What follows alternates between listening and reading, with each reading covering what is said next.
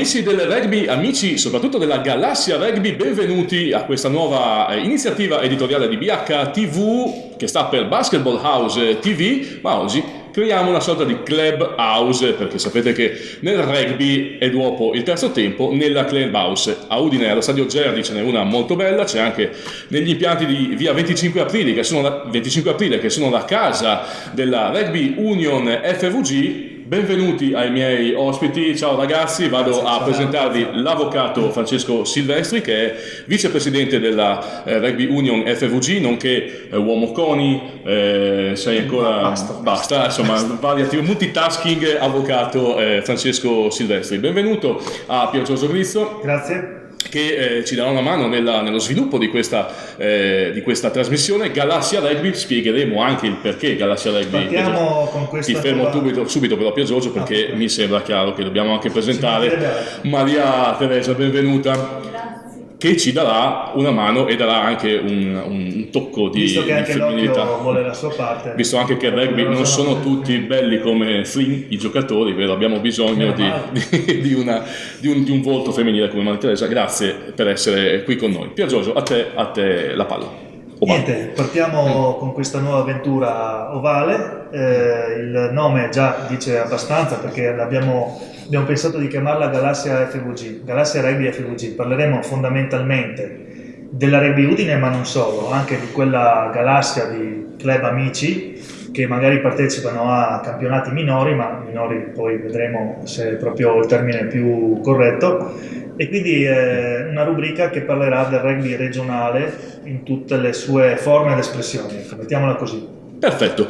Dato la stura a questa iniziativa, Francesco Silvestri, Galassia Rugby è un termine che ho sentito per la prima volta da te qualche tempo fa.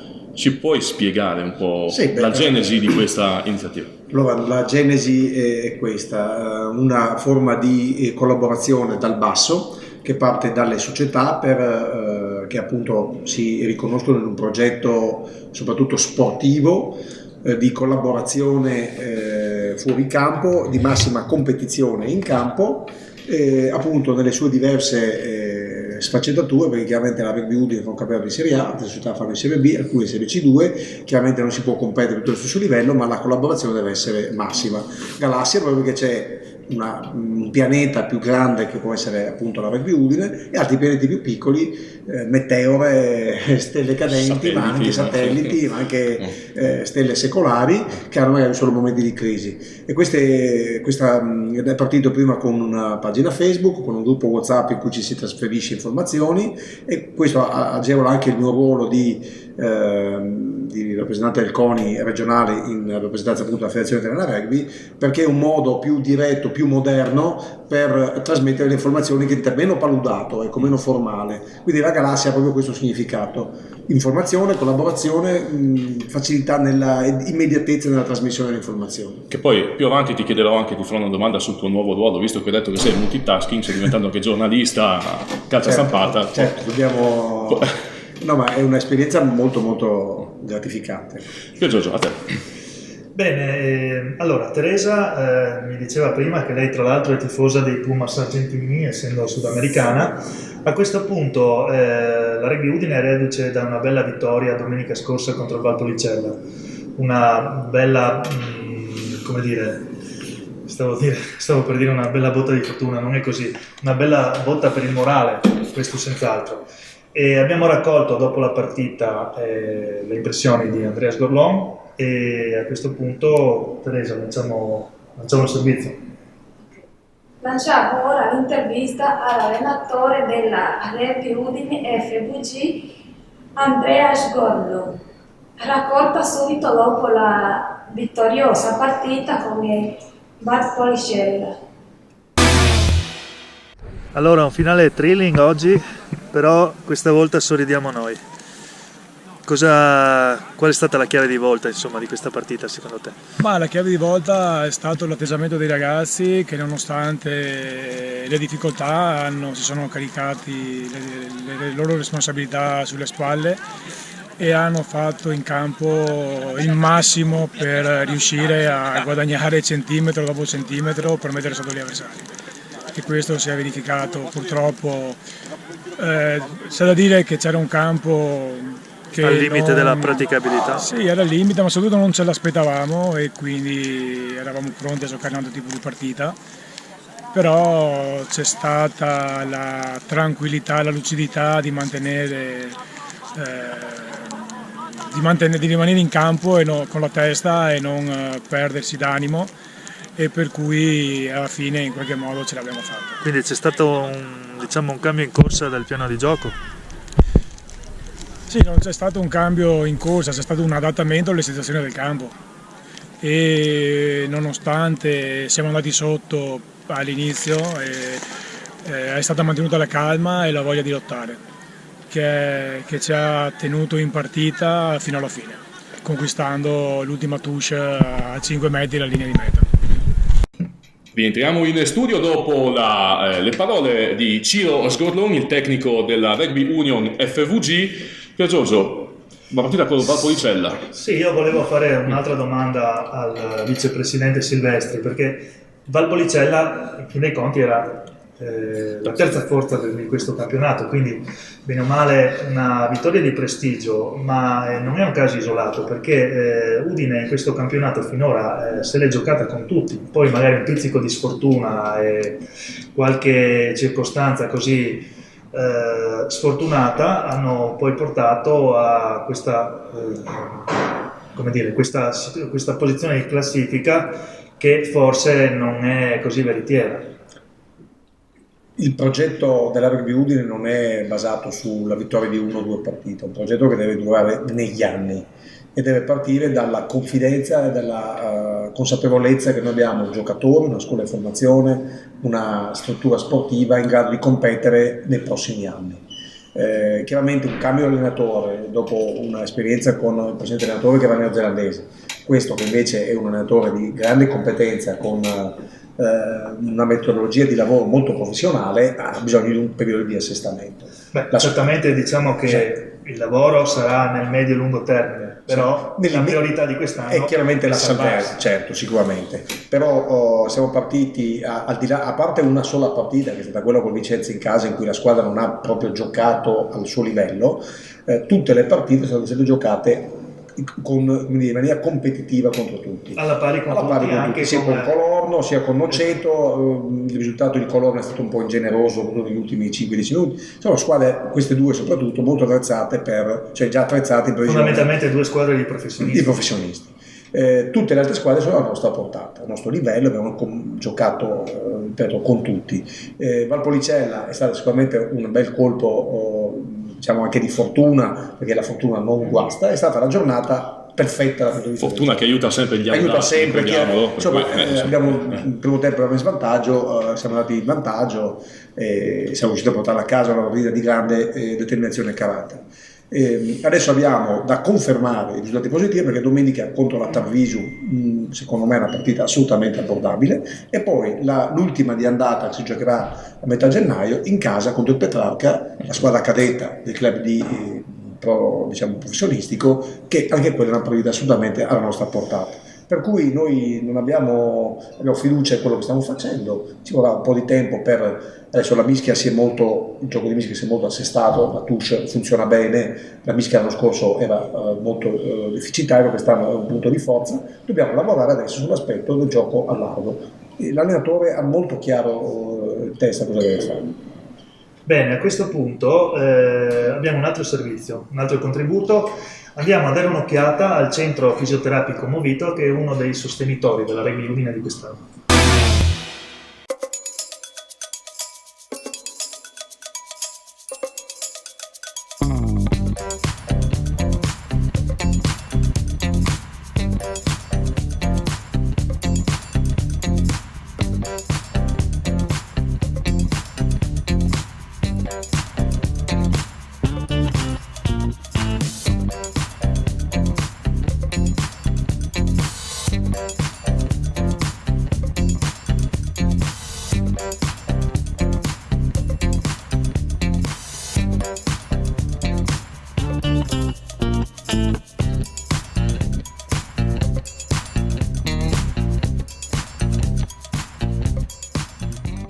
centro fisioterapico Movita di Udine è diventato un po' l'officina, diciamo, tra virgolette, degli atleti della Rugby Udine, che vengono spesso qui per le riparazioni del caso, no? Visto che il rugby comunque è uno sport di contatto e gli infortuni sono, ahimè, piuttosto frequenti. Siamo con Stefania, che è la responsabile del centro, e insomma vi siete presi una bella gatta da pelare. Effettivamente sì, è un lavoro impegnativo perché appunto il rugby è uno sport, come sappiamo, ad alto impatto meccanico, quindi i traumatismi sono rilevanti e molto frequenti. E speriamo di dare la nostra mano, ad aiutare questi atleti a guarire dai traumi insorti durante il gioco e anche a trovare una forma fisica ottimale per non ricadere. Ecco. Allora, il centro è un centro fisioterapico, quindi propone terapie a 360 gradi, però si è di recente, negli ultimi anni, specializzato proprio nel mondo dello sport. Sì, siamo molto vicini al mondo dello sport, agli atleti di varia natura, di vari sport, e il nostro interesse è chiaramente quello non solo di curare il malfunzionamento insorto, i malfunzionamenti o comunque i traumatismi insorti durante il gioco, ma anche appunto di evitare le recidive, quindi di puntare su una rieducazione motoria ottimale dei distretti corporei interessati dalla lesione. Ecco, quali sono le terapie, diciamo, ce ne sono un'infinità, lo abbiamo visto anche oggi, ma quali sono, diciamo, i vostri fiori all'occhiello? Beh, i nostri fiori all'occhiello sono sicuramente un intervento ben calibrato che miri a coniugare l'intervento di terapia manuale, quindi le manualità, le manipolazioni, le mobilizzazioni, con l'esercizio terapeutico. Sicuramente noi siamo particolarmente esperti nel dosaggio dell'esercizio terapeutico per la risoluzione delle disfunzioni di movimento. Lo studio di fisioterapia Movita e la Rugby Udine vi augurano Buon Natale!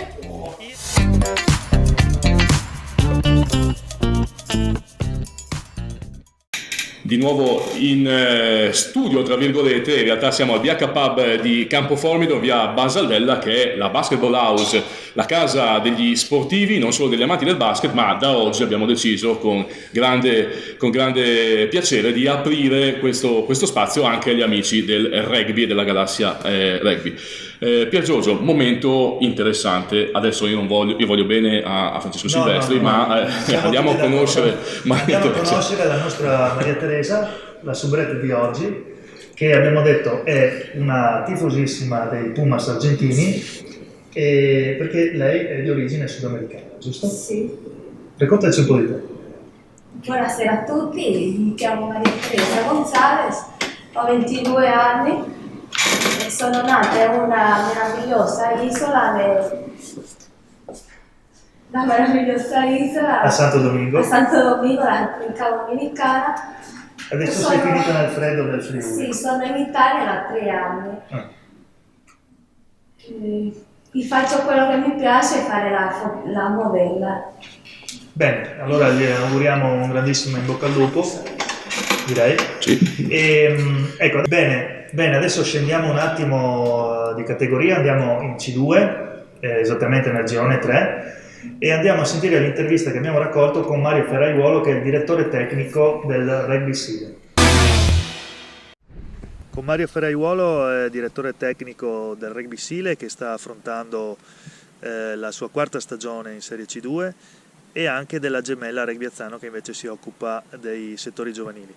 Allora, partiamo dai seniores. È stata, come dire, è una stagione un po' tormentata perché siete alle prese con problemi di organico, però tutto sommato, pur navigando a vista, il campionato continua.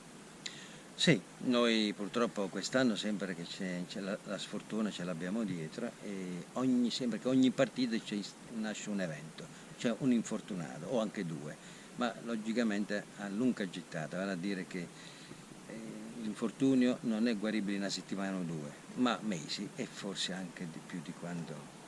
E sinceramente stiamo con un po' di fatica, con tanta fatica, andare avanti.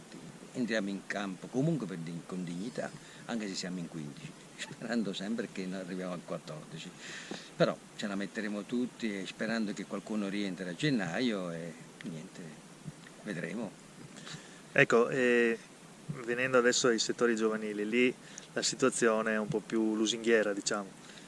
È lusinghiera relativamente, perché ultimamente come arruolamento dei ragazzi, eppure andiamo per le scuole, non è che non lo facciamo, aspettiamo che arrivino da soli, andiamo per le scuole, facciamo propaganda, però sono già anni che entriamo in vari istituti e oggi si riesce a pescare poco e niente, perciò speriamo prossimamente, ci riproponiamo ancora, a gennaio ripartiamo di nuovo con le scuole, sperando che il Prada di Pordenone ci voglia bene, perché sembra di no, e di entrare anche nel settore scolastico di quella cittadina, e poi vedremo.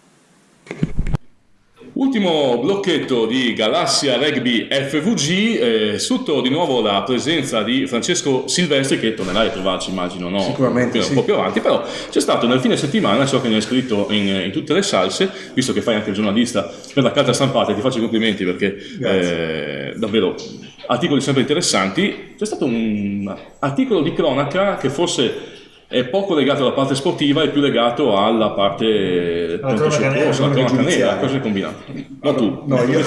È successo questo, che in una partita della Serie C2 regionale tra il Polcenigo e l'Oderzo, dopo una mischia, quindi una fase diciamo statica che il Polcenigo aveva dominato spingendo, il pilone destro Marco Chesani si è alzato e ha perso il lobo dell'orecchio. Allora, infatti qua le versioni sono contrastanti. Per la parte, chiamiamola offesa, è stato un morso del diretto avversario. Per il diretto avversario è caduto per il freddo. Che qui interviene anche il Francesco Silvestri, avvocato, e quindi abbiamo un uomo per tutte le stagioni. Un po' conflitto di interessi. No. E quindi questa situazione qua, al di là dell'aspetto se è stato un incidente, e speriamo che sia un incidente, o un fatto diciamo molto veramente sleale e scorretto, e quello che va detto è che è veramente un fatto eccezionale. Adesso si è interessato addirittura il presidente della federazione nazionale, Alfredo Gavazzi, che oggi ho avuto anche modo di sentire, e che contatterà il giocatore per esprimere la sua solidarietà, visto che il fatto comunque è inusitato. Io spero che sia veramente un fatto involontario, perché se fosse volontario bisognerebbe prendere l'autore e radiarlo. Nel senso, nessuna tolleranza per chi utilizza lo sport per sfogare frustrazioni o per esercitare forme di violenza. Lo sport è un'altra cosa. Beh, ma voi siete uomini di campo, anche gli sport avete giocato, capita? Cioè, no, io allora, posso pensare che sia non capita, nel senso che il rugby è uno sport che negli anni ha perso proprio quella connotazione di sport violento, perché chiaro, quando giocavamo io e Pier Giorgio il regolamento era più opaco e i colpi a terra, i lobby li avete, no? Sì, i lobby li avete voi ancora. Sì, noi non giocavamo in mischia, giocavamo nei tre quarti, di conseguenza morsi non c'era, però diciamo lo sport è molto, il rugby si è molto pulito da questo punto di vista, c'è molta tutela della salute del giocatore, della salvaguardia fisica, anche perché essendo atleti più robusti, più performanti, i traumi sarebbero veramente devastanti per uno che se non fosse rigoroso con l'applicazione del regolamento. È una cosa veramente sgradevole, ma la cosa che a me dispiace di più è l'omertà, un po' il muro che si è creato attorno al non, cioè questo è un fatto grave che va portato alla luce, e poi deve essere anche di esempio pedagogico e propedeutico, perché in futuro non si verifichino più queste cose, e chi le fa smetti di giocare a rugby, basta. Perfetto, direi chiaro lineare. Pier Giorgio, siamo in chiusura? Sì, questo era il numero 0, la puntata 0 di questa nuova rubrica. Speriamo che non vi siate annoiati troppo. Beh, io direi di chiuderla nel migliore dei modi, chiedendo a Maria Teresa di augurare anche un buon Natale e un buon anno nuovo a tutti anche i nostri amici del rugby, anche in spagnolo, anche nella lingua sudamericana. Les deseo una feliz Navidad y un próspero año nuevo a todos.